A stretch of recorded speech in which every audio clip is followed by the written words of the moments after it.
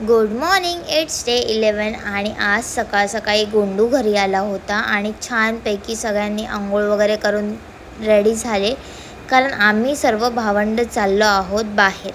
आणि आज खूपच खास दिवस आहे, कारण माझ्या मावशीने घेतलं होतं नवीन घर आणि घराची पूजा सुरू झाली, पण डेकोरेशनचं काम काही संपत नव्हतं. त्यानंतर सगळ्या भावंडांना खाली पाठवलं आणि पूजा संपन्न झालेली आहे आरती करून. त्यानंतर थोडंसं फोटोज वगैरे क्लिक केले आणि मी आज साडी वेअर केली होती. आणि ही आमची छोटीशी श्रावणी म्हणजेच छकुली आणि हा तिचा भाऊ पारस. त्यानंतर बघितलं तर छोटे मुलं सगळे जेवत होते आणि जेवण खूपच अप्रतिम होतं. इथे तुम्हाला सर्व याच्यासाठी लेडीज दिसतात, कारण ह्या सर्व माझ्या मावशी आहेत आणि हा माझा मामा आहे. जेवण वगैरे घेतलं आणि त्यानंतर बघितलं ऑलमोस्ट 4-5 वाजता सगळे सुस्तावले होते, कारण सर्व खूपच थकले होते. सर्व सकाळी 7 वाजता उठून इकडे आले होते, कारण खूप लवकरच अशी पूजा होती. आणि तुम्ही माझे पूजाचे व्हिडिओ तर बघितले असेल, कारण मी ते अगोदरच पोस्ट केलेला आहे. घाटकोपरमध्ये 1 BHK रूम घेतलाय.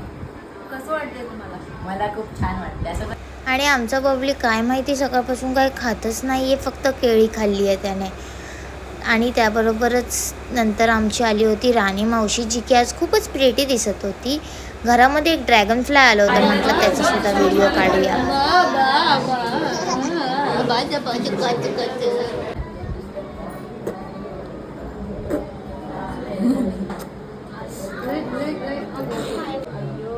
आणि अशा प्रकारे बबली भरपूर असा खेळला त्याच्या मम्मीसोबत आणि मावशीसोबत. आणि हे ते गिफ्ट होतं जे मी आणि अंकितने मावशीला दिलं होतं. मला असं वाटतं राधाकृष्णासारखं प्रेम प्रत्येक लग्न झालेल्या आणि अनमॅरिड कपल्समध्ये सुद्धा असावं. आणि हा बघा कसा बोट घालतो या सॉकेटमध्ये, शॉक लागेल ना. आणि आमच्याकडे आलेली होती सोन्याचा कप बशी. त्यानंतर गिफ्ट कोणाचं होतं आणि कोण उघडतं आहे बघा.